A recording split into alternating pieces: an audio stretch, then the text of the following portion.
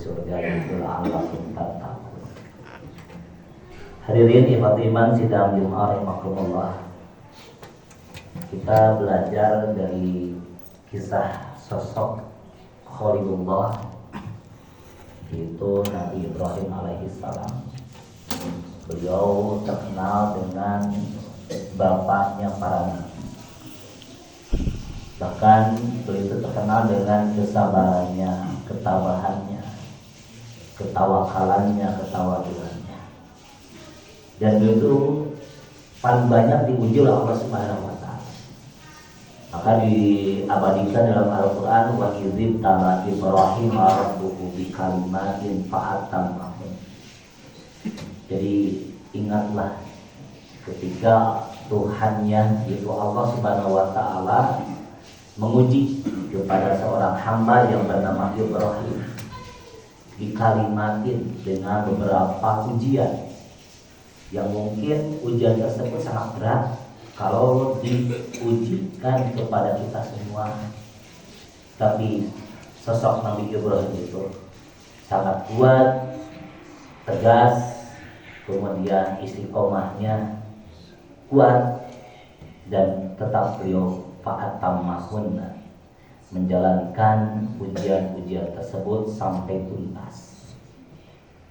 Beberapa ujian yang mungkin kita tidak bisa menyaingi beliau, mulai dari waktu kecilnya beliau harus berhadapan dengan orang tuanya untuk menemukan jati diri atau menemukan siapa Al-Khalil.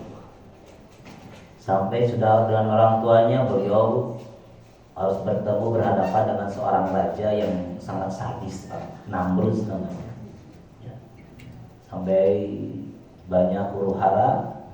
Kemudian beliau sangat pintar, cerdas, menghabiskan patung-patung yang ada pada waktu itu. Kemudian Namrud tersebut, Raja Namrud, menangkapnya dan suruh dibakar. Jika kurang gitunya dakwah deh, sehingga mikir dua kali.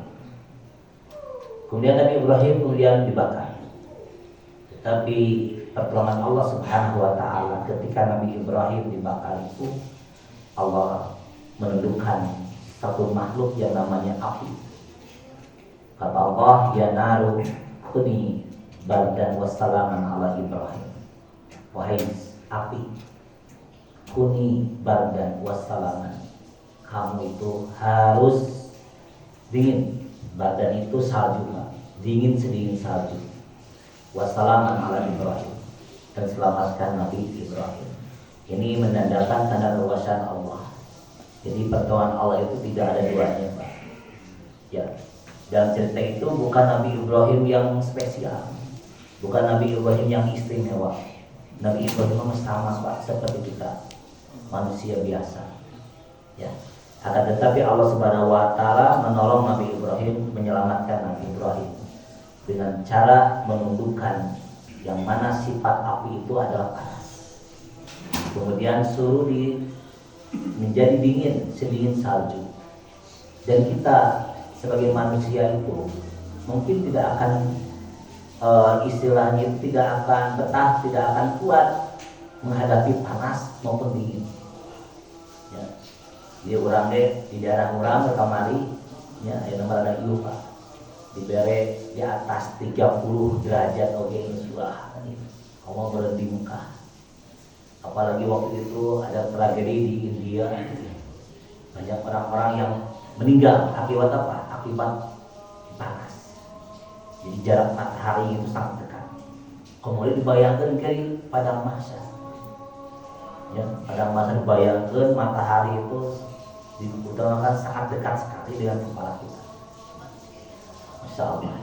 Nah, kemudian manusia itu tidak bisa hidup dari kedinginan. Kamari baik orangnya di Bandung khususnya, nah ini Lembang di Bandung lah gitu. Di bawah 14 derajat ya. Kemudian di Lembang di orang 14 derajat, di Lembang 12 sampai 10 derajat. Lagi terasa di itu kuat, Pak. Ya. Itulah. Tetapi Allah Subhanahu wa taala intinya ingin menyelamatkan Nabi Ibrahim alaihissalam. ya naru kuni bardan wa salaman ala Ibrahim. So, Anda harus dulu selamatkan Nabi Ibrahim. Itu beberapa ujian yang Allah Subhanahu wa taala ujikan kepada Nabi Ibrahim. Kemudian sudah menikah, Nabi Ibrahim diuji oleh Allah Subhanahu wa taala. Tidak beri putra buru-buru, Pak. Mau buru-buru tahun. Kemudian sudah lahir Nabi Ibrahim, putra Nabi Ibrahim itu Ismail, diuji deui, buncit kan gitu. Jadi tidak ada duanya sosok Nabi Ibrahim. Makanya Rasulullah SAW di dalam sholawatnya itu beliau ingin seperti Nabi Ibrahim. Allahumma sholli ala Muhammad wa ala ali Muhammad kama shallaita ala Ibrahim wa ala ali Ibrahim wa barik ala Muhammad wa ala ali Muhammad kama barakta ala Ibrahim wa ala ali. Ini menunjukkan Rasulullah SAW pun Nabi kita, beliau merasa amalnya itu tidak mungkin seperti Nabi Ibrahim.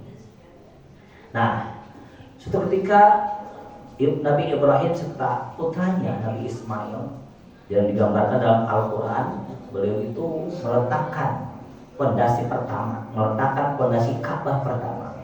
Wa idh yarfa'u Ibrahimul qawa'ida minal baiti wa Ismail. Maka ingatlah ketika Ibrahim beserta putranya Ismail meletakkan batu, meletakkan pondasi Ka'bah. Jadi Ka'bah itu pada waktu dulu itu bukan seperti sekarang, ya. Bukan diameternya 12 ke 12 kita, ya. 12 meter, tingginya 12 meter. Kemudian Nabi Ibrahim cuma menundukkan, menyimpan batu sebagai pondasi.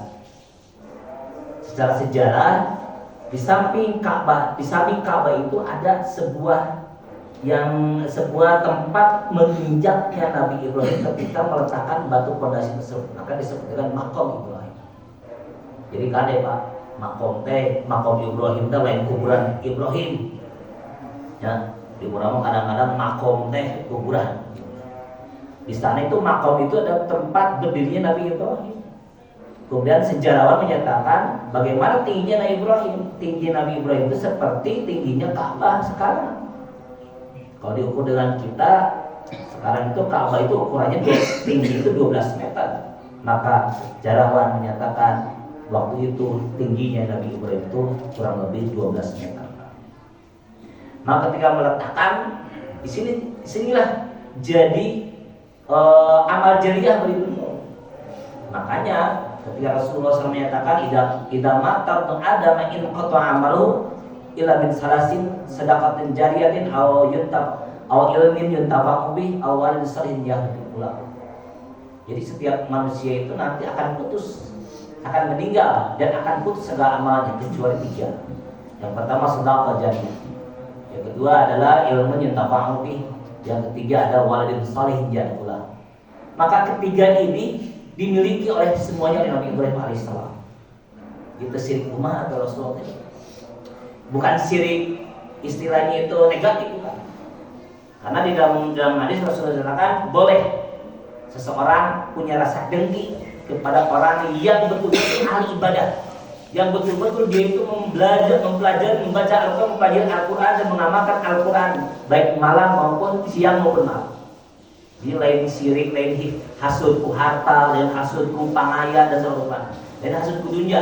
Tapi kalau kita diperbolehkan untuk hasud kepada seorang, apabila seorang itu soleh. Nah, Rasulullah juga merasa dirinya itu tidak akan mungkin seperti Nabi Ibrahim. Nabi Ibrahim Pak komplit amal. Yang pertama sedekah jariyah. Apa sedekah jariyah itu? Ka'bah. Ka'bah itu kan asal usulnya adalah Nabi Ibrahim. Biarpun sekarang Ka'bah sekarang dengan dulu beda. Nabi Ibrahim cuma meletakkan pondasinya saja. Kemudian dibangun gitu. Sampai-sampai diperbaiki. Pertanyaannya, apakah Nabi Ibrahim amalnya itu akan hilang? Tidak akan terus mencorong. Sehingga bapak pun tahun rumah bangun masjid kadang-kadang masuk dilelang, so dilelang gitu. Rata-rata jelema teh mereka masjid teh kaca, ya, da kaca masuk babari kebeus komo lamun masjid teh di tengah-tengah masyarakat anu loba bebingit. Kadang-kadang sok nembal, sok naon gitu kan, kebeus ganti gitu. karena saya kaca mah lalu mau kaca nak bungkus enggak sih mau jadi sedekah jariah deui. Tidak seperti itu. Pertanyaannya tadi, ketika Nabi Ibrahim meletakkan batu pertama pondasi sebagai Ka'bah tersebut, kemudian dibangun oleh sekarang sampai